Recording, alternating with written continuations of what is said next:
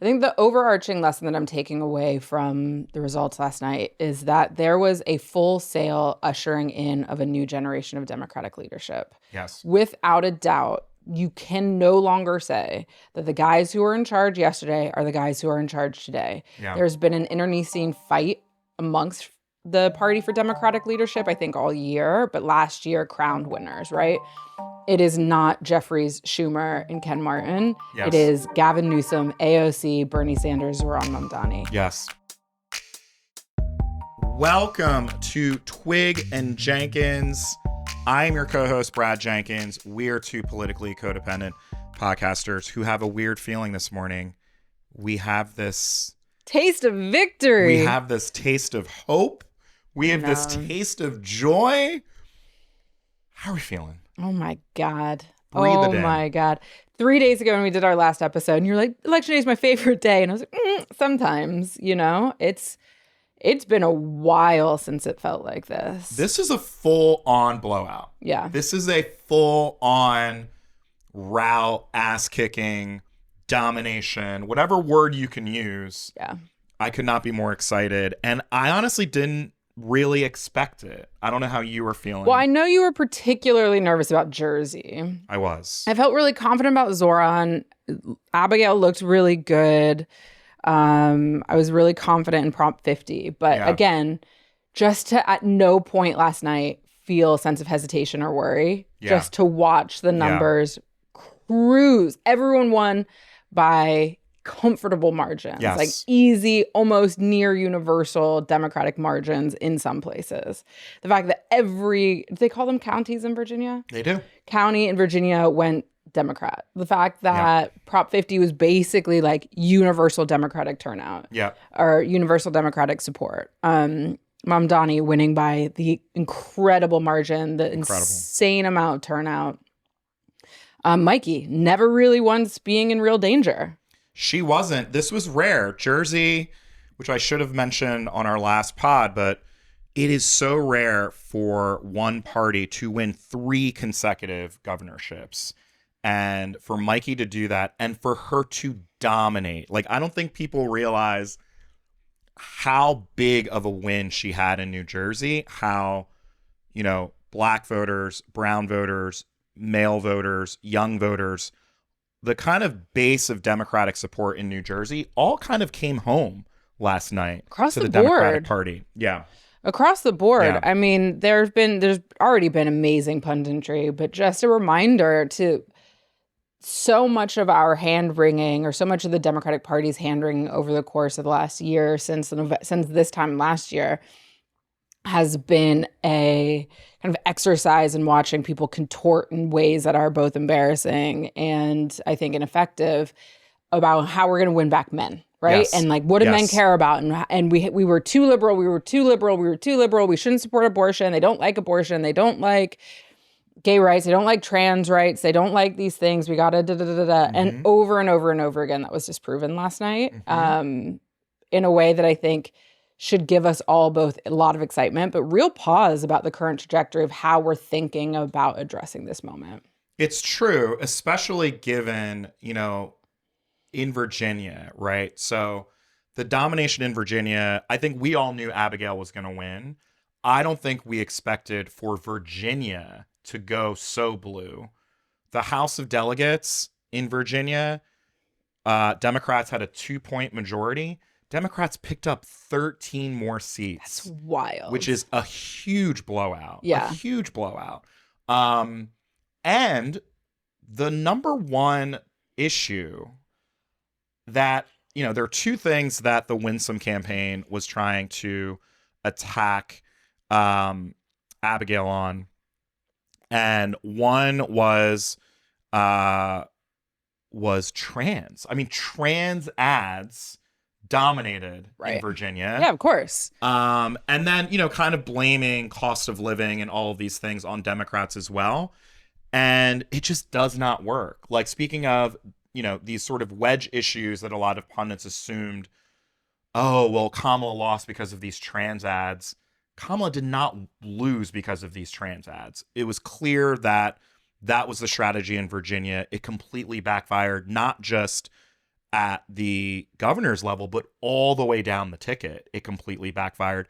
Because here's the thing that Republicans were not addressing: the government shutdown. They were not addressing the cuts in federal programs. The cuts, Virginia, Northern Virginia in particular, is practically DC, right? There are so many federal workers that have been affected by Trump's shitty ass policies, and Virginia Republicans just pretended as if it did not exist. They pretended as if this is not affecting Virginia families, and it's just a resounding beatdown. It's great. It's so great. I think the overarching lesson that I'm taking away from the results last night is that there was a full sail ushering in of a new generation of Democratic leadership. Yes. Without a doubt, you can no longer say that the guys who were in charge yesterday are the guys who are in charge today. Yeah. There's been an internecine fight amongst the party for Democratic leadership, I think, all year, but last year crowned winners, right?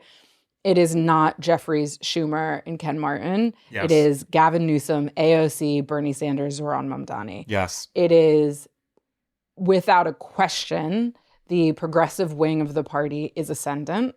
I think I said a couple years ago, I think I said around this time last year, in the wake of 2024, I didn't see how the Democratic Party would remain the same, right? Mm-hmm. That it was probably going to split and completely reshuffle along what the party actually is, and maybe break into two separate parties. Who actually knows? But I think this really puts so much wind in the sails of that progressive, more populist-leaning version of the party. And it's exciting to watch, I gotta say. It's very exciting to watch. I think that my favorite moment, and because we have to double back to the historic Mamdani win and what it means, AOC, our girl, was interviewed at Mamdani headquarters at the victory party in Brooklyn moments after Mamdani won. And there's a really great question, which was, a lot of young people were upset at the Democratic establishment. They were upset at Chuck Schumer. They were upset at Hakeem Jeffries. They're upset at Hillary Clinton. People who not only didn't endorse Mamdani, but in many ways were doing everything that they could to prevent him from winning, not just in the Democratic primary, but in this general election. And so what do you say to those folks after this election? And the one thing that AOC said that really resonated with me was, she said, it's not even just about progressive or moderate, because Abigail won in Virginia and Mikie won in New Jersey. But what it is about is, how do we actually come together? You have a choice, right? If you want to talk about Democrats coming together, but you're only talking about it when it serves you. And all of those people who did not get on the Mamdani train when he won the Democratic primary, because it was not in their best interest for them to do that. And so it becomes a question of, if we're going to do this, if we're going to fight fascism, we got to do it together. And Abigail winning and Mikie winning and Zohran winning, we have to get over ourselves. And this is coming from a real place, because we forget AOC went hard in the paint for Joe Biden. She went hard in the paint for Joe Biden, because it comes down to, again, yes, AOC is more progressive, or AOC maybe disagrees with Joe on Palestine. She took real hits from it, from her own constituency, because she knew what was more important was beating Donald Trump, right? And then for her to watch the Democratic Party elders. Oh, totally. For all of us, but yes. But for AOC, she put her name, her credibility on the line for Joe Biden, because she understood what was more important is that we come together as Democrats. And then for her to then watch Chuck Schumer and Hakeem Jeffries and Cory Booker and Hillary Clinton and all these people, those same people preaching to AOC that she needs to be all about Democrats. Oh, yeah. Just showing their asses. Just showing their asses. Yeah. The other beautiful thing that she said that was so well done, too, because we'll maybe show the clip. And I do think that this moment, a lot of people who are willing to talk about party unity when it serves them, but not party unity when it serves everybody, it puts those folks on notice. And I think it also puts folks on notice that we have a future to plan for. We have a future to fight for. And we're either going to do that together or you're going to be left behind. And I think that is not a partisan issue. It's not about progressive. It's not moderate. It's not liberal. This is about, do you understand the assignment of fighting fascism right now? And the assignment is to come together across difference no matter what. We are building a new party. We're doing this. And you can either be a part of it or you will be left behind. Yeah. That is my favorite line. We're doing this, be a part of it, or you will be left behind. There's still an invitation there. You know? Of course. But we're not waiting. We're not waiting for you. And Zohran was not waiting for anyone to tell him he should run for mayor. And I think that should be a clarion call for every single young person, not just young person, every single person in America who's fed up with doesn't even need to be federal, fed up with their city council member, fed up with their school board member, fed up with feckless Democrats who have allowed fascism to exist in America. Like, we've allowed this to happen. Yeah. You know? And sorry, I'm going on my soapbox here, but it's exciting. I have so much hope and joy, but we do need to put those people on notice. We need to put Chuck Schumer on notice. Like, we will remember this forever. Right. Forever. Yeah. I will remember Chuck Schumer, Hakeem Jeffries, and Cory Booker not being a true blue Democrat last night. Oh, yeah. I mean, yeah, their standing in the party, I think, is going to take on irrecoverable damage. But I also think because there's a great contrast in Gavin Newsom, right? So there's a couple points that I want to make. One is that, like, he's a legacy Democrat. Like, he's been around a long time. He's been doing this for a long time. He's got a lot of the establishment relationships that these same guys make. He made a lot of the same choices, sort of pussyfooting around Zohran and what have you. And yet he's not going to come off as feckless or as irrelevant, because he did take on a fight.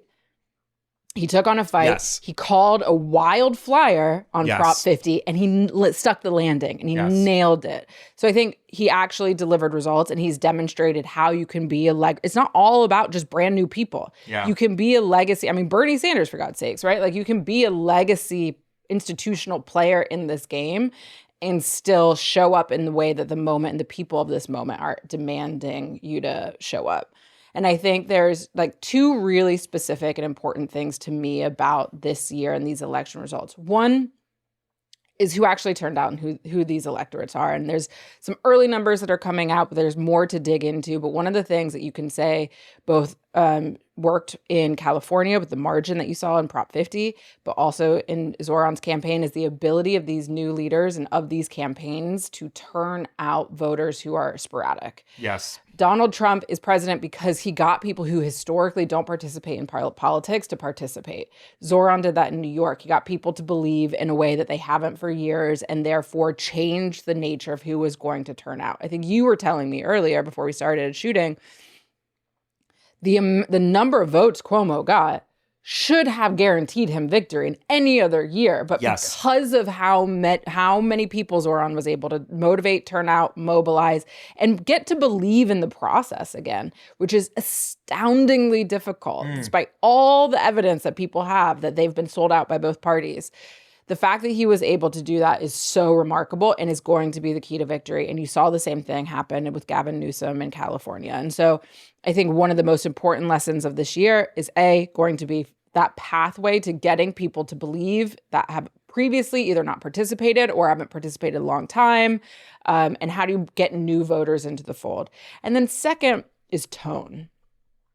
It is impossible to watch Zohran Mamdani and not think about Barack Obama. It is impossible, which Barack Obama also brought new people into the fold, right? It is impossible to see him and not draw that comparison of this young, charismatic person doing the thing that this unexpected, unlikely form of leadership, succeeding and inspiring on an emotional level. What is so interesting to me about Zohran, that he brings all of the best of Obama, but none of the sort of respectability politics that so define Barack Obama. Like, the days of when they go low, we go high are over, right? Zohran Mamdani, straight down the barrel in his victory speech last night, was like, hey, Donald Trump, because I know you're watching, like, clowned the president. Yes. Right? He has been openly antagonistic of Andrew Cuomo. Yes. of President Trump, while always saying, you're the president. I will work with you. I am taking this job seriously, but you're not going to push me around, and I'm not going to bend the knee. That's not how this works. He is willing to participate in the politics that exist right now, which are entertainment focused, which are about holding people's attention, which are about speaking plainly, boldly, and sometimes crassly when the moment requires it. And Gavin Newsom does that perfectly well too, right? So he released that. We'll show the video. Hilarious. And so perfect because Donald Trump is such a WWE phenomenon. Mm-hmm. And WWE is such an important cultural pillar of the United States. And now I'm on my soapbox. But these are the two things that I think are most fascinating to me coming out of last night. The ability to turn out people who have not participated or have sat on the bench the last few cycles, and our ability to speak in a way that voters want to hear. That is both openly antagonistic while also being substantive and real. But none of this, we're leading by example and trying to be highbrow and trying to pretend as though the world is not as it is. We are dropped into the reality. We are going to talk in the way the moment demands. It's a really exciting moment, I think, for young people, because I think young people have been so let down and they've been so disaffected from the choices, these two political parties and the choices that they have to make. And time again, I think that they have wanted and yearned for something bigger, someone willing to go bigger. We're sort of always as Democrats, we're limited by we have no balls and we have no imagination. We don't have either of those things. Right. And so the incrementalism is I think you sent me this clip where Kamala was on The Daily Show, was on Jon Stewart. Oh my God, his face. The way that man's face fell.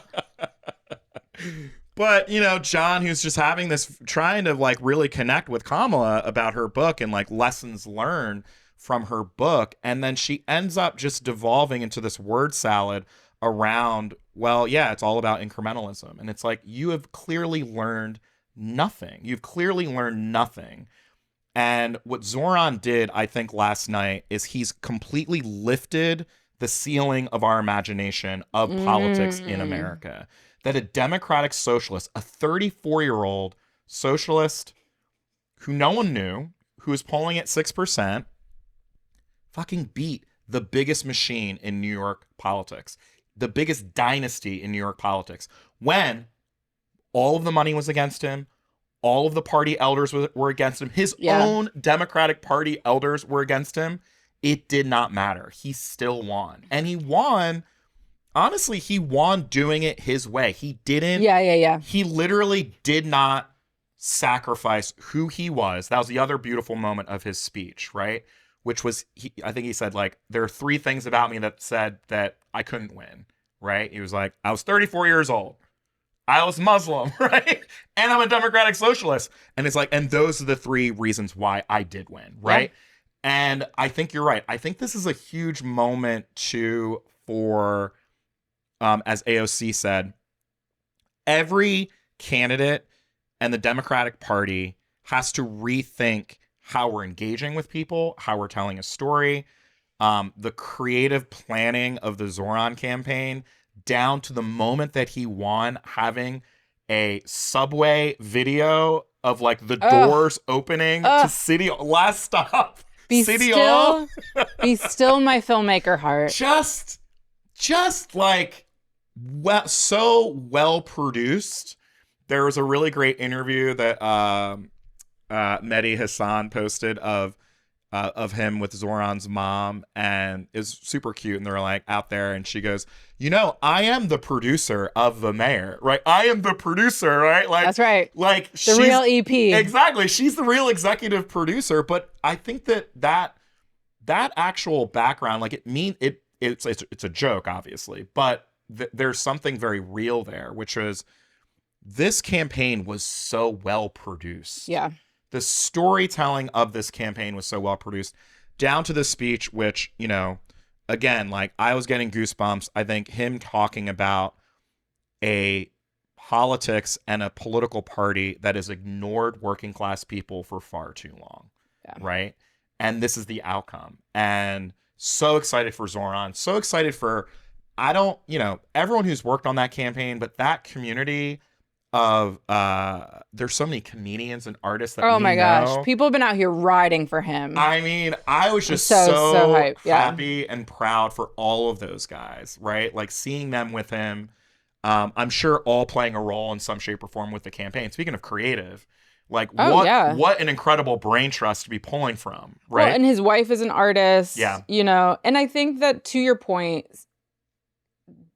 Zohran himself is an artist, but I think to your point, it's such a good point, right? That he is the son of a legendary filmmaker and therefore has known for his entire life the power of visual language. And over the course of his life, over the course of his 34 years, he has matured and grown into a world that is increasingly reliant on visual communication. And so that is something that the Democratic Party has been really, really slow to catch up with, right? We still think, okay, if I have an op-ed in the Washington Post or in the New York Times or whatever, like average American, 54% of Americans cannot, between the ages of 1874, can't read above a 6th grade reading level. That's an 11-year-old, right? So we are not in a scenario in which the majority of the country is consuming the written word in the same way. And so if you are not communicating clearly, concisely, through a visual medium, then you are not actually doing the thing that this moment requires. And so he gets a real jump on that by being raised in a household that had value on that understood the power of these things, that you don't have to say it, you can show it, right? And that's actually how we translate as human beings emotion and clarity and gravity of a moment and of a situation. And I really hope that it's inspiring. I really hope that it is inspiring to operatives and to people who care about reclaiming the mantle of democracy in this country, because if we're not telling a visual story about it, then we're not doing it right. Well, and it shows, in a way, he's almost like the perfect case study for what you and I have been talking about, meaning we've been on our high horse, or we've been like yelling and shouting from the rooftops the importance of storytelling for the Democratic Party time and time and time again. Going back, during the Kamala campaign to, the Biden campaign, actually, is when we first started the podcast, to now. And you're right. Like what Zohran, he views the world, his family views the world through storytelling, right? And so for him to win in such a resounding way through storytelling, it's like, that's the other part. I think that, if we go back and look at the way in which he was, from the campaign videos, but also how he was showing up, everyone can learn a lesson from it. And it does not require, there's the other thing about it, right? Like, it doesn't require tens of millions of dollars to do what Zohran was doing, especially early on in the campaign, right? And it takes creativity, it takes an imagination, and it takes, like, I keep saying it, but it just takes having balls. Like, it takes having your own sense of who you are and doing things differently and letting people in. And, again, I think we'll talk about this ad nauseum, this sort of like the world of podcasts and how this is going to keep, this is the standard bearer. Zohran went on every fucking podcast. He went everywhere. Anyone who was willing to chat, he was down, right? I wish we're in New York City and we can make that happen. But sadly, we're here in Washington, D.C. Very excited for young people. As Twig said, the exit polling for young people, particularly young men. This is the thing that everyone has been worried about. Yeah. How are we going to get young men? How are we going to get young men? And no, it doesn't take a bro. It doesn't take a toxic white man to reach young men. You know what I mean? Like, Zohran is unabashedly woke. It has nothing to do with wokeness. Yeah, has nothing to do with wokeness. It has nothing to do with wokeness. It has to do with authenticity. Yeah. It has to do with someone who fucking says what he believes and is unafraid to be out there, right? Like, that is what men admire most. And so, very excited. Very also, I guess this sort of put a end note to the... Now that we've done 25 minutes on Zohran Mamdani. 25 minutes on on Zohran Mamdani. But I do, you said this on the last episode that we had, which we'll probably repost.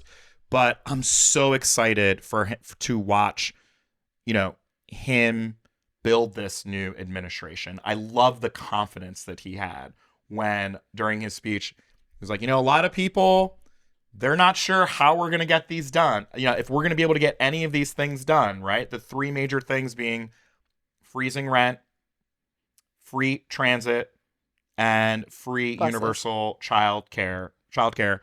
And he was just like, we will get this done, right? Like he had such confidence in we're going to get these things done, to then watch the story of how they get those things done, to watch the story of like, what are the challenges? Why don't we have free buses? How will the city transform if we have city buses? What are the stories of people who, when that does happen, right? Like that sort of storyline of what are the barriers to change? What is keeping us from doing these things? And then how do we overcome those things? Like, how do we work together to make these things happen? It's the perfect antidote to the Trump kind of storytelling, which is like fear, anger, action movie, racism, scapegoating, right? Scarcity, terror. Terror. Exactly. Absolutely. So exciting. Oh, geez. It's really okay. exciting. So let's talk about all the people who are not happy last night. Oh, no. I think we have to. We got to do it. We have to because, obviously Chuckles and Hakeem, but... Chuckles. I never heard that. Chuckles. But there were lots of other people. One of the concerns that we've had both privately and I think a little bit publicly is the way, and we've mostly only talked about it in our conversations around Gaza. Yeah. Is the real stress and fractures within the Democratic Party, within some of our friend groups around how Jewish people feel about Zohran Mamdani, and not all, of course, but how they feel in this particular moment, how they, in some dimensions, have been more supportive of Donald Trump, the way that that's going to reshuffle a potential Democratic Party deck. So I think that's one element. And then secondarily, I know you were watching Fox News as well. So break it down for us. Oh, man, I was watching Fox News. Well, I think that there is an update on that. First off, this morning, the Anti-Defamation League, Jonathan Greenblatt, the ADL, posted a rather, I don't even know how to describe it, but it was essentially a warning press release that they will be tracking Zohran Mamdani, Mayor Mamdani's anti-Semitism. And his appointments to the future Mamdani administration. Which, under the charge that he has been anti-Semitic to date, right? Which is hotly contested. And it's a choice. I'll put it that way, right? Like, I think Carri and I have always been fascinated by choices that organizations take. There's a lot of things that someone like Jonathan and the ADL can be doing in this moment, considering that Zohran is going to be, one of the most powerful mayors in America. And to make that choice to completely alienate themselves from this incoming administration, to put a sort of target on Zohran and say, in bad faith, we don't trust you. We don't trust your heart and your intentions. So we're going to track you, is a choice. This is the same organization that made a choice to excuse Elon Musk's Nazi salute. That was a choice that the ADL made. And the other thing that the ADL made was to continue to work with the Trump administration and Stephen Miller and Elon Musk when we know that they are ratcheting up all kinds of hate and discrimination against multiple groups. The thing that strikes me about what the ADL did this morning, and this ties back to what an interesting last 24 hours of social media in the lead up to the election, was the unabashed Islamophobia. It's amazing, yeah. From people who are afraid of themselves being the target of ethnic or religious-based violence and bias. Sure, that's one way to put it. I mean, I would point, if folks know Deborah Messing is someone who used to be, she was a Kamala Harris surrogate. She was out there for the Human Rights Campaign. She's been a darling of the left. She was on all the listservs when I was at the White House of, creative people that are progressive. She should really be embarrassed for herself. Like the things that she posted, that the Islamophobia that she was propagating to millions of people last night. Yeah. It's unacceptable. It's actually unacceptable. And yet I think that, this is the thing about people of color. Like Twig and I talk about this all the time. It's like, I think that we're so used to racism that we're just kind of like, oh, well, whatever. You just kind of brush it off. And the fact that the ADL had the hubris to post something like that directed at Zohran, when they're an organization that is supposed to be tracking hate, not just hate to the Jewish people, hate to Asian Americans, hate to Muslim Americans, hate to South Asians, hate to all people. Right. That is what this organization purports to be. And so the fact that they did not include a line about also tracking, this is the first Muslim mayor in New York City. New York City has a very long history of Islamophobia. And the fact that they did not say, we will also simultaneously be tracking the hate against the first Muslim mayor of New York City just goes to show you, again, we're living in a moment where wounds clearly need to be healed. And I think Zohran, I have no doubt, I have trust and faith that, folks like Brad Lander, I think the Incredible Coalition building, the Jews for Zohran Coalition building, the Rabbis for Peace, there's so many, Bend the Ark, there's so many Jewish organizations that supported Zohran's candidacy. And I hope that, people like Greenblatt and organizations like the ADL, that there is good faith. Because it's so easy to just continue this line of attack. It's like, y'all lost. You just lost. So take the L. ADL, Deborah Messing, Michael Rappaport. Michael Rappaport. I'm going to look right at the barrel of the camera. Michael Rappaport, take the L, homie. Take the L. You lost. Stop with the Islamophobia. Stop with the Islamophobia. Like, I'm serious. Like, Rappaport has been the biggest Islamophobe I've seen in recent years. You don't fight racism with more racism. That's not the way we get down. And so y'all lost. You thought the Islamophobia could win, and it didn't work, which was another beautiful line by Zohran. It's like, you couldn't take me down. The hate couldn't take me down. So, we'll see how this goes. Oh, man, so exciting. All right, you want to talk Jersey? Let's talk Jersey. My jersey just came out. By the way, Beth's ears, our editor's ears, have just been exploding. Exploded. Screaming, man. Screaming. Let's talk Jersey. Mikie Sherrill dominated.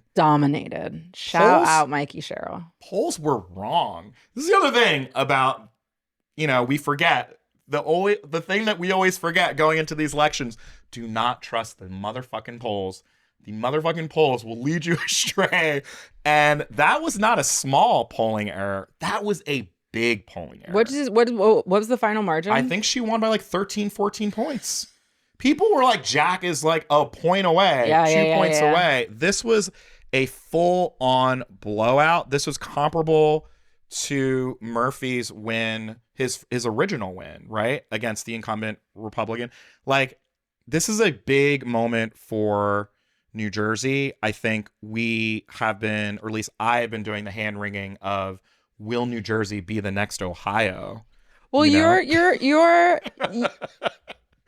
for someone who is as ebullient as you are and bullish and optimistic and like fired up, you actually have a real fear streak. Like you are definitely not one to, you're like, don't jinx it. Like don't, you can get superstitious. I was worried because I thought a couple of things, and I think you've already hit on it.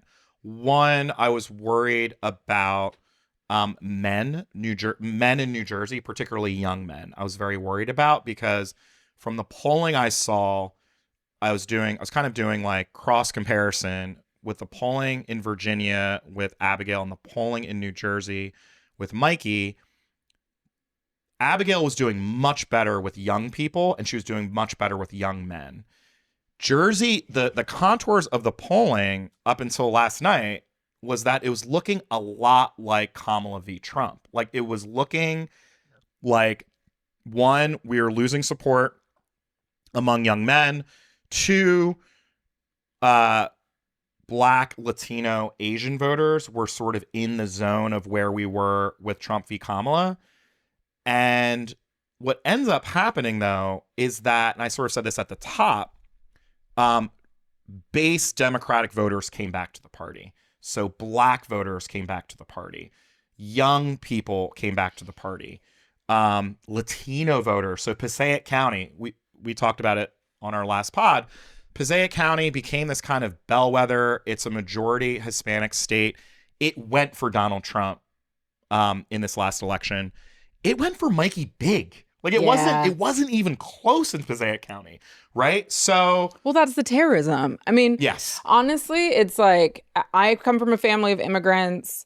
The fact that I don't know anyone who has an immigrant in their family who isn't completely, even if you are papered, even if everything is all copacetic, who isn't just like, but like, one of my parents has an accent. And that just makes them vulnerable to suspicion, that opens them up in a way that stresses me out, right? And so even if you are not undocumented, even if you are not undocumented adjacent, if you have watched, if you have paid any attention to what is happening in the last year, you are like, oh my God, this will not stop there's no fine, clear border between people who will be impacted by ICE raids and people who will not, right? Like, they have rounded up citizens. They have harassed and questioned people based on looks alone, on racial profiling, on people who have accents. Like, they are it is fundamentally radicalizing. And then to have Donald Trump on 60 Minutes days before the election and saying that ICE has not gone far enough is wild, right?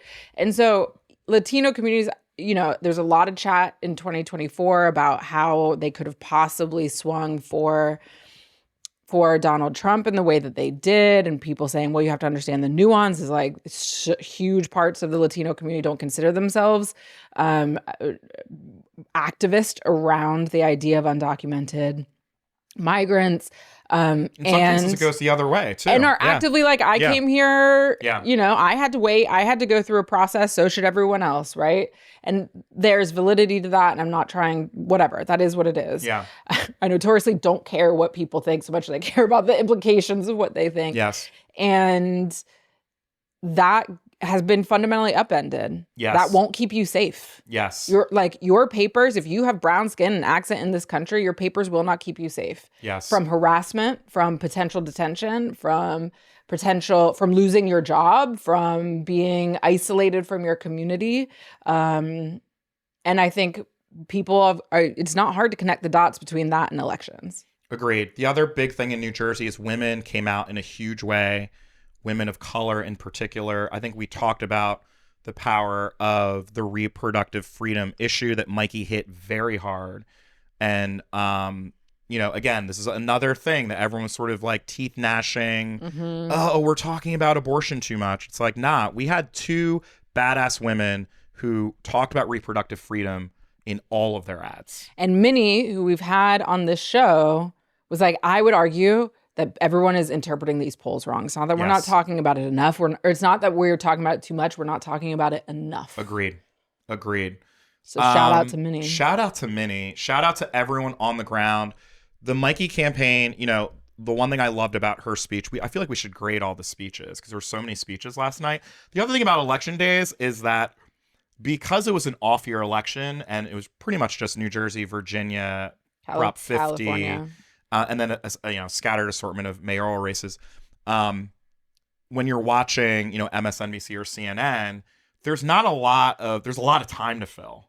And so what they end up doing is they show the entirety of these speeches. So I watched, I think, a good over an hour of just speeches. You can stay up late. I can't stay up late. I was trying so hard to stay awake for I stayed Zohran up all night watching these speeches. But Mikie, really giving her campaign team a lot of love and talking county by county, city by city. They just did a great job. They just did a really, really good job. Our next door neighbor in New Jersey, Pennsylvania, had a Pennsylvania Supreme Court retention race, Carrie Twig. This is a very esoteric thing. That's right. Get into it. Mm-hmm. Very esoteric thing. There's a slate of three Supreme Court justices appointed by Democratic legislatures that were up. There's millions of dollars that were poured into this from the right. They love they love judgeships. Well, and these state judges have been the final protection from the American people to the Trump administration. But there's been, I just mean that there's been a 50-year project on the right to capture the American judiciary. Yes. And so this is, them attempting to do that here. Yeah. And look, again, speaking of being surprised, it was a blowout. It was a full-on blowout. And remind you, state Supreme Court races is crazy. First of all, the fact that we elect judges, but in partisan elections, that's a different... It's a different conversation. Whole different rodeo. But the fact that having been a statewide political director for a political party in the Ohio Democratic Party, trying to get people to give a single damn about a state Supreme Court is next to impossible. It's true. Democrats did match fire with fire. Barack Obama did some content because he's the man. Man, Obama really low key. Just one of the big winners of last night is Barack Obama. Thanks, Obama. Money poured in. But here's the thing. I was driving over here. I was thinking about that. I was like, Pennsylvania Supreme Court. I'm like, wait a second. Trump won Pennsylvania. We forget this again. Yes, I don't. Trump won Pennsylvania. Yeah, Carrie Twig was in Philadelphia fighting for democracy's life last cycle. And losing. And Trump won handedly in Pennsylvania. These Supreme Court judges, the three of them, won by 30 points. I mean, this was a blowout. Wild. Blowout. And it also speaks to the fact that there is no excuse for Democrats to lose ever. Yeah. Yeah. There is no excuse. Yeah. And so when we do lose, it should be an eagle-eyed, flinty-eyed look at the party and the mechanisms of the party and the choices that our candidates are making, because there is no reason. Right. And I understand there are bigger meta-narratives. There are macro feelings about anti-incumbency. The incumbent matters who the president is. All of that is true. I understand that. And still, we have numbers almost everywhere. We can reclaim the 08 maps. Yeah. We have the numbers. That's such a great point. Well, here's the thing, Twig. When you say that, I'm sure you want some dispatches from the Fox News Roundup, because that's what I'm here for. Desperately. That's what I'm here for, people. Desperately. The thing that I am most desperate for at all times is to know what's going on Fox News. Know what's going on Fox News. I was watching Fox News a lot last night because there's a lot of dead air, a lot of dead time. The number one thing that they kept reminding the audience was Donald Trump was not on the ballot. Donald Trump was not on the ballot. So when we talk about Trump winning Pennsylvania, but then these Supreme Court justices winning by 30 points, that's a great Freudian slip. I almost called them the Trump anchors, but the Fox News anchors. What do the Fox News anchors say? Well, this just goes to show you how important Donald Trump is to the Republican Party. And yes, and by the way, they're right. They are 100% correct. Yeah. But you know who's not going to be on the ballot next year in the midterm elections? Donald Trump. Which is why they're already attempting to vote, to gut the Voting Rights Act, which is why they've been implementing policies around ID and literally closing access to polling places. Yes. In Democratic strongholds, making people wait in line all day in working class neighborhoods where we know they can't. Yes. Rigging with offices with secretaries of state who won't certify certain results. Like, we already know that is why they are pursuing these strategies so aggressively. They know when Trump's not on the ballot, they're fucked. And so, look. The redistricting, exactly. the big one. That's the thing. And going back to Gavin, because I do think we got to give him his flowers here. So many props. I and Marina, my wife, who works on redistricting, like, we were watching this together last night, and we literally looked at each other. We're like, I actually can't believe they pulled that off. Like, this wasn't even an idea. Like 2 months ago, 3 months ago, this wasn't even an idea. Like, the fact that Gavin Newsom hung the moon. The fact that he was able to get this done and was able to win so resoundingly, it's just something that we don't see the Democratic Party do. Like, we do not have big dick energy. We do not just go in and say, all right, oh, you're going to do that? We're going to match you. And I got to give him his flowers. Like, we need more of that kind of leadership, because Donald Trump he's not going to stop, right? Like, there are multiple states. It's not just Texas. There are multiple states that are going to try to rig their games through everything you just said. Not just gerrymandering. Yeah. Every kind of thing. Everything. Right? Closing polling stations with the gutting of the Voting Rights Act, closing polling locations in Black, brown neighborhoods, limiting the hours, limiting mail-in balloting, making it as hard as possible for people to vote, specific people to vote. They're going to pull out all of the stops, because if it's a fair election, he will lose. Yeah. If it's a fair election, Democrats will have, I believe, like, one of the biggest waves that we've ever seen in a midterm election. But we got to keep our eyes on the prize. And totally. I think Prop 50 is just the first step. I think there's a lot. The fact that the Virginia House of Delegates had that clean sweep, you know what that means?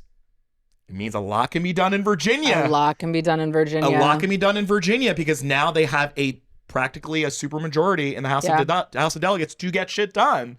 So it's very exciting. Huge shout. I'm so glad that you're now on the Gavin train. I know. I mean, you've been really slow. I've been dragging you there for months and months and months. I feel like I'm wearing my Bernie shirt tonight, because in honor of another big winner of Zohran and Bernie and Democratic Socialists.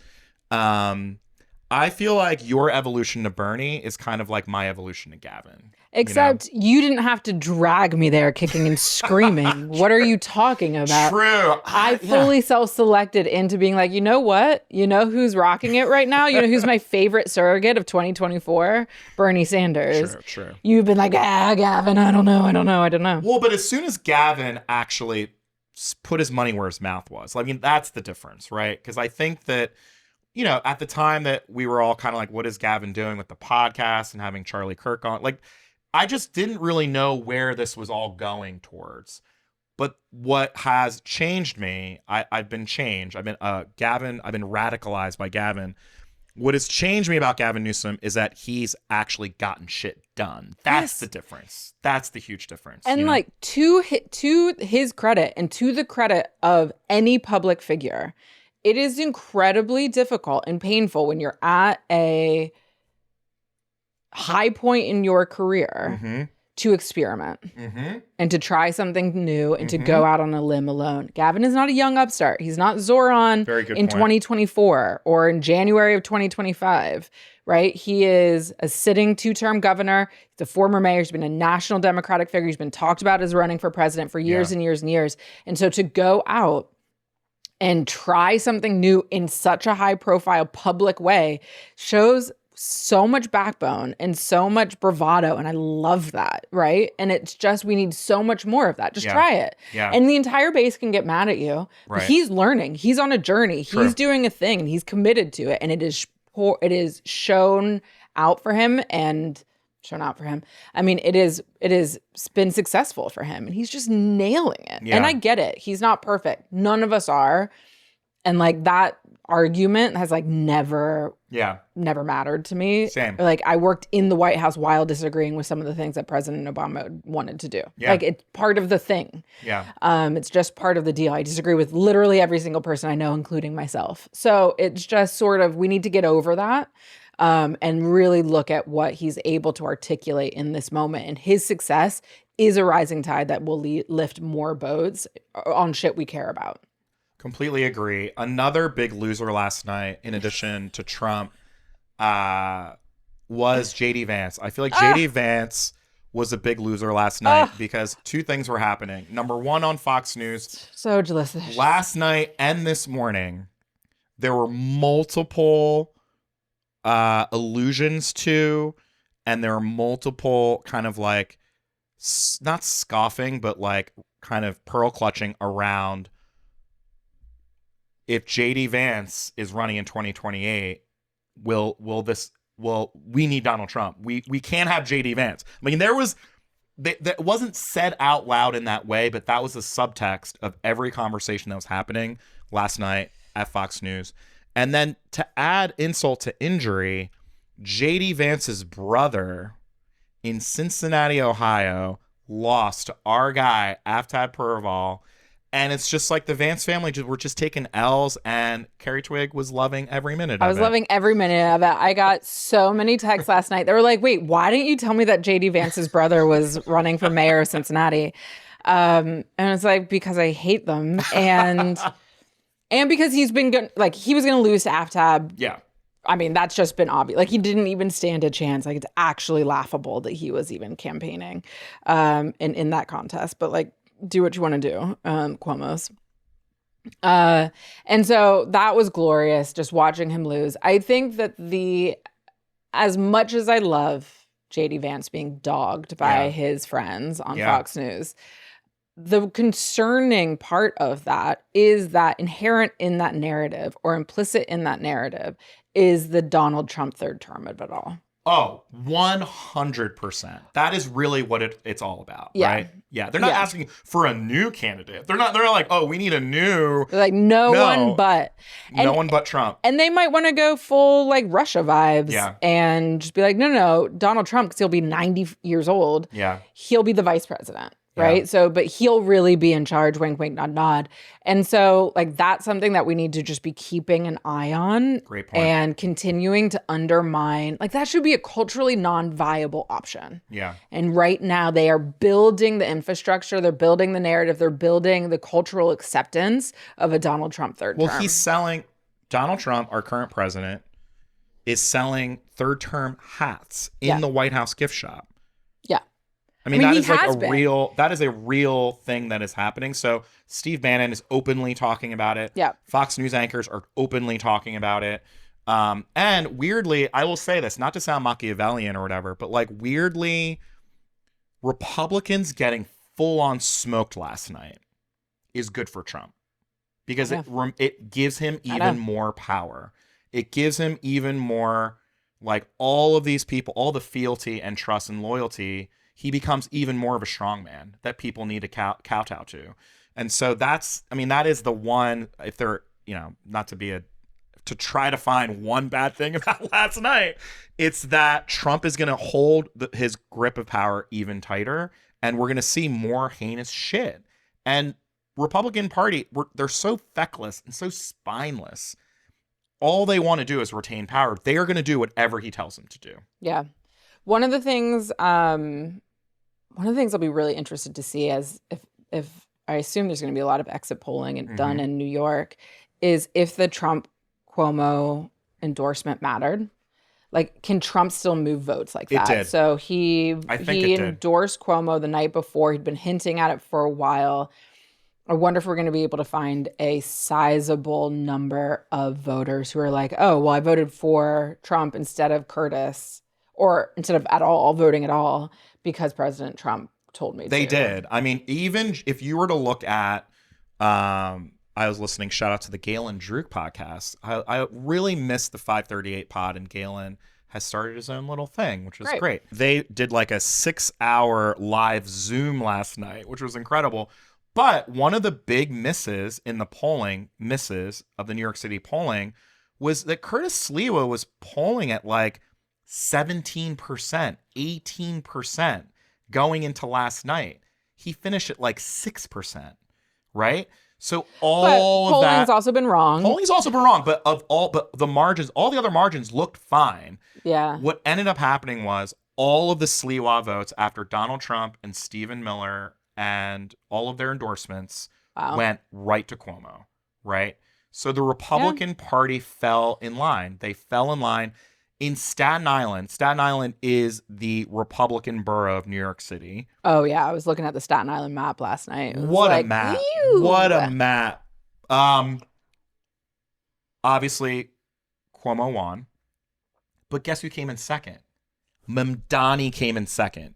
In the Republican county in New York City, Sliwa was last, right? He got like 3% because all of the Republicans in that county went to Cuomo. The Democratic Socialist beat the Republican in Staten Island. That is how much power Donald Trump has. Yeah. So again, like these are good things, these are bad things. I think the big piece that you and I keep talking about is how special, how politically unique Trump is.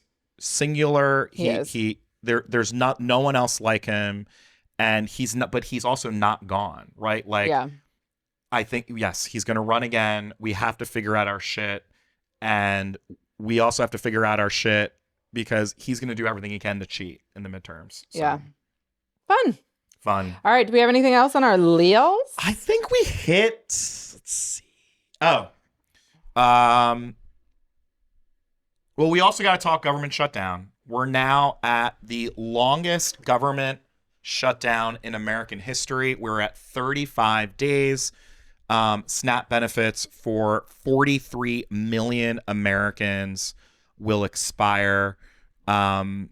Just hearing and watching some of the harrowing accounts of families, particularly seniors, I think that people can't process, people like Trump can't process that SNAP benefits do not go to people who refuse to work. SNAP benefits go to people who can't work. Yeah. Who fucking can't work.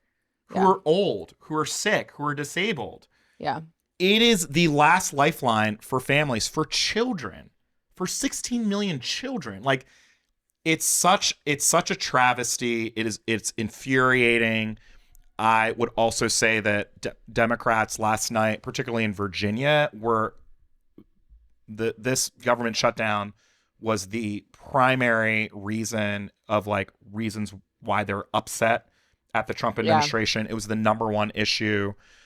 Donald Trump last night, in looking at the results, called on Republicans to remove the filibuster so that they can just ram this through without Democratic support. How are you feeling? How does this end, I guess, is the question, because this is going to get really ugly and hairy. I'm about to get on a flight tomorrow morning. Who knows how long the lines will be with air traffic controllers and TSA agents being furloughed. It's ugly, Twig. It's really ugly. I mean, the SNAP benefits are just the thing that actually just like break my heart. I cannot understand. I cannot wrap my head around how there are not riots in the streets when we allow children in the richest country in the world to be hungry. Like, it is a moral failure more than it is even a cultural or political one. And so to me, that is, anyone who is advocating that children be hungry which the president is doing, is just like fundamentally unfit, as if we didn't think he was unfit to begin with anyway. So a lot of the reporting is coming out. It's heartbreaking. You have people crying. Food banks are overwhelmed. A reminder to people to please donate to food banks. Yes. If you have people in your life that are teachers or do client-based work, there's a lot of people who need food. And so if you can pitch in and help out, like, please figure out a way to do that. But there's a couple things that are coming out that I think are really important for us to pay attention to. One is that Donald Trump has been ordered by a court to use the reserve money that we have in reserve. We can afford SNAP benefits for this month, And we're choosing not to release that money. At first, he said there was going to be a partial payment, and now they're saying that they might not be at all. Mind you, the average family is getting like $100 a month. Like, this is not like massive amounts of cash. And so if your food supply is already on that thin of a margin, like, it is catastrophic to not be getting this support. So the fact that he is intentionally withholding it when he doesn't have to is a form of cruelty that's outrageous. But then as it relates to the shutdown more broadly, saying that, workers who don't work, to your point around TSA agents or air traffic controllers, people who do not work during the government shutdown will not be eligible for back pay. Unbelievable. Which is unbelievable, unprecedented, never happened before. So that's obviously going to get challenged in a court, and we'll see what happens there. They were able to find private donor support to pay active duty military checks last pay period. That is now an open question if that's going to if they're going to figure out a way to do some stopgap funding there. Again, deeply problematic and wild that like an individual is paying the paychecks of the military. That is a big problem. And so seeing if that gets resolved, I mean, it's just a total mess. I think the ascendancy of the Democrats last night, the dominance of the absolute dominance of these electoral victories is hopefully going to stiffen the spines of everyone in Congress. Yes. Because there was a moment there a couple days ago where it was just like, no, they might cave. Like the senators might cave. Democratic senators might cave. I think that's now off the table. I think it's been incredibly clear what the American voter delivered a very clear message, and God willing, our representatives in Congress will heed that and listen to it. And vice versa. The Republicans will also look at that message and say, like, we got to figure this out because this is a massive liability. I think that's right. I think that, well, look, when you have MTG sort of, when you have people on The View being dogging, it was amazing. Unbelievable. But I think that there are other Republicans who they have no choice because of their constituency. There are so many, especially Republicans in rural areas, like large percentages of their voters are being affected and are tragic and catastrophic, to your point. Like, this is not a small thing. Like, we should not be sending, families should not be going to food banks to feed their families. Like, that's unbelievable in the richest country in the world. Right. That we are allowing this when to they're happen. Working full time. Exactly. You have people who are working full-time jobs. Yes. But because they're at the minimum wage or shortly they're above, and because of the insane rise of inflation. Yes. They can't feed their families. There are people. There was an incredible event. Oh, now I'm forgetting. Stephen A. Smith. There was an incredible event where someone stood up to ask a question, and it was like a sort of like middle-aged black guy, and he was like, I'm an air traffic controller. I've been without pay, and I've been driving Uber. He goes to work. Works as an air traffic controller, and he has children. And then as soon as he's done working, because he's not being paid, he's driving Uber so that he can put food on his table. It's insane. And on top of that, it was this panel with these Congress people up there. They're both Republican and Democratic Congress people. And he's like, I just don't think it's fair that you guys are all getting paid and I'm not. And Stephen A. was like, stood up, and he's like, that man is right. And he's like, I don't even want to be on this panel.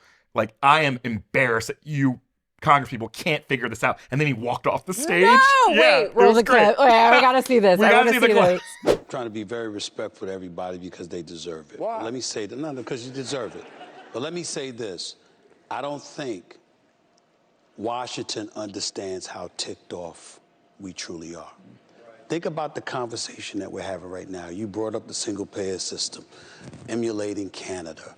We're looking at a president that just gave $20 billion to Argentina. we're hearing about or witnessing what I consider to be a retribution tour. And even though to some degree I don't blame him because of how people went after him, still it appears to be counterproductive. We're listening to this kind of stuff while a young man walked up to the microphone and said that he had to leave here to go and work on DoorDash to help pay for his daughter's tuition. Meanwhile, everybody up here getting paid. But he ain't. This is this kind of stuff right here. That's how you know, and I'm not accusing any of you directly or personally of feeling this way. I'm just talking about the apparatus that is Washington, the nation's capital. This is why you have so many Americans, excuse my language, so pissed off at Washington, because somehow, some way, you get to have these conversations, engage in specific elements of it to talk about what we need to do to get things better. Our debt is $37.8 trillion. Somehow, some way, the taxpayer's been paying this, been throwing money, because we all look at our check, and it's been going to the government. And somehow, some way, you're supposed to be doing something constructive and productive enough to make sure that we don't have that kind of deficit. It isn't happening. A government shutdown is going on right now. A man has to work on DoorDash when he's really an air traffic controller that we applauded. And we're up here talking about how much some money is going to cost. And the only person that don't have a check coming is him. You know what I'm going to do? I'm going to take a break. But because I don't think that's crazy. I don't think it processed for Stephen A. that's what's happening in America. For so many people. It's insane. Yeah. And the culture of this, the other part too, the people are not understanding, right? Because I think we have to take a step back, because you talk a lot about SNAP. I've been so horrified. The internet, the sort of like rampant racism around SNAP benefits, and the sort of shaming, and the sort of like, oh, these families, you're on food stamps, you deserve to be on food stamps. We need to do better. This is also, speaking of storytelling, this is a moment where Democrats need to explain SNAP benefits. This is a moment where Democrats, not just the human cost of it, but like the economics of SNAP, right? Like when you and I worked at the White House, we would get from the NEC and others the breakdown, especially when we had the last government shutdown. I don't know if these stats are still accurate, but I remember we would get the fact sheet. The average American taxpayer pays $35 of their taxes goes to SNAP. $35. 35. I want to look at the camera. Per paycheck or per paycheck. No. I think in their in your annual tax filing, $35 of your federal taxes goes to SNAP benefits. Wait a beat. Guess how much goes to corporate subsidies? Yeah, I don't even want to know. $650. $650 of your taxes goes to corporate subsidies. We cut a commercial today for that. It's insane that Democrats can't explain this. That so much of your money goes to corporate subsidies. No one bats an eye. No one's shaming Jeff Bezos for Amazon getting corporate subsidies, but we're shaming actual families for getting SNAP benefits. It's disgusting. So Democrats, this is the kind of, again, speaking of the Zohran of it all, Zohran could cut a video and explain this, right? Like we in this moment where right now Trump does not give a fuck about the human consequences at all. We as Democrats do. But we also can't be held hostage, because the other thing here too is Democrats caving right now will mean healthcare premiums will quadruple. Oh, I mean, right? No. If they cave, it's game over. We can't cave. But we also have to explain, because I had been I'm haunted by what you just told me. I am horrified at the TikToks. All these racist TikToks have been like people dancing at the grocery stores, being like, "Oh, you can't get this." No, it's embarrassing. It's insane. It's shameful. It's bad. Okay, last story, and then I think we gotta keep it moving, keep it pushing. announced last night. It's not on our outline. Oh, I forgot about it until just now. Announced last night that Nancy Pelosi is not going to run for re-election. Now, I think Nancy Pelosi, to her credit, at least made herself emeritus, right? At least was like, I'm going to stay in my seat, but I'm not going to try and be speaker or minority leader. It's time for a new generation. Her announcing that she's not running, while I think it's years too late, is really exciting and hopefully signals that there's going to be, like, hopefully she's leading by example. Yes. And other elected officials, Eleanor Holmes Norton. Oh, my God. Will take the hint, take the cue, and not run for re-election in seats that they are too old to govern in. It is not only is it about, like, yes, it's ageist, but also it's time for new people. We need people who are impacted specifically daily in real lived ways, not intellectual ways, by the decisions that are coming out of this Congress. And I was just really excited, and I was really happy to hear that. I'm very excited too. With that said, I love Nancy Pelosi. I was just gonna say, speaking of someone who when I moved to this town and where I am right now, I've been in DC now since 2008. My respect, admiration, and appreciation for Nancy Pelosi continues to go up every single year, especially now. Like, the fact that she, like, the emeritus status is real. Nancy Pelosi, you know how Prop 50 happened? Yep. Nancy fucking Pelosi. Not Hakeem Jeffries. Nancy Pelosi, Barack Obama, and Gavin Newsom made Prop 50 happen. Yeah. And she's been so great. And you're right. The fact that even though I still think we need her, because I don't think Hakeem is effective at all, the fact that she knows that this is her time. She knows this is her time. And you're right. There should be, we should, like, create a website and be like, here are the 30 other people who should also retire. There was this, I don't know. Right now. Like, in 2008, there was this great, like, Tumblr style early days of the internet website that you just clicked and it told you all the things that were older than John McCain. Oh my God, I remember this. Yes. Like the Golden Gate Bridge, area codes. It was like toaster ovens. It was like crazy shit. We're like, wait, what? John McCain is older than all of these things. And it's just like, we are in such a gerontocracy, right? And we are in such a gerontocracy. And I agree. Nancy Pelosi is a singular political figure. She is an extraordinary, if you disagree with her, fine, but, like, she is an extraordinary tactician. She's an all-timer. Yeah. She has done amazing things and has done so in the face of extraordinary bias and challenges and has, like, ushered so many Democratic. She's just a legend, an operator.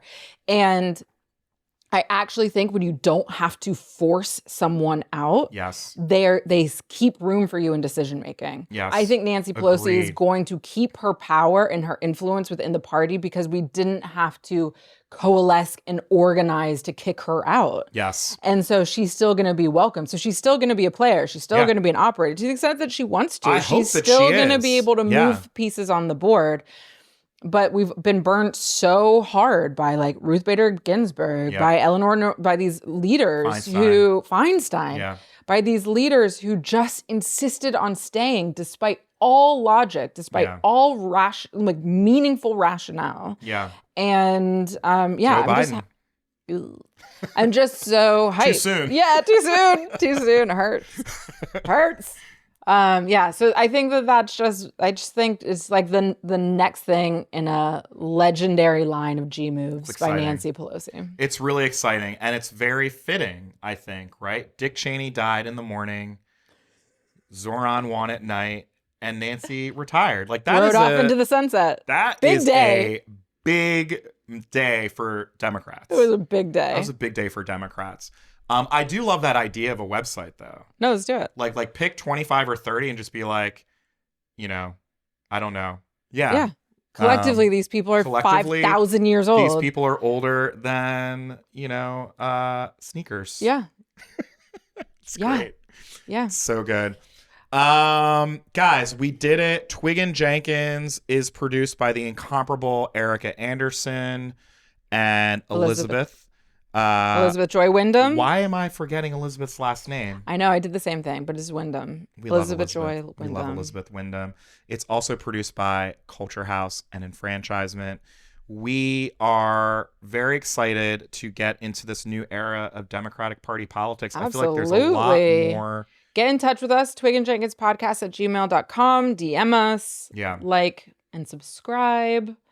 Yeah. And guys, new era. New era. What a moment. What a moment. We're doing it. Let's do it together. Brad and I are, as we say, politically codependent besties, but also sort of outsiders and cultural obsessives. And so I think our plan is to keep going on Twig and Jenkins and always be talking about that intersection of pop culture and politics, but also giving you a bit of an outsider's perspective on the nitty-gritty, the outside inside, the nitty-gritty of what's happening in politics in the country. The last thing I'll say, I know we already said our goodbyes, but I really am watching kind of how the Democratic Party, the DNC, responds to this. It's going to be good. They hadn't put up a single thing about Zohran up until a couple days ago. And now the whole feed is Zohran. It's an embarrassment, but fine. But here's the thing. I am okay with it. Okay. No, I'm not okay with the fact that the DNC did not post a single Zohran piece of content until he won, or until the night before he was about to win. But I'm okay with the fact that they have no choice. Yeah. They are now going to properly hold him tight, present him as the face, the future as their own. I'm okay with it. I'm okay with it. Sure. Because but you know Brad, what? We need it. And you're the chief receipt keeper. I mean, Brad just sends me screenshots. Do you see what this person posted? Do you see what this person posted? All right, guys. Thank you. Thank you.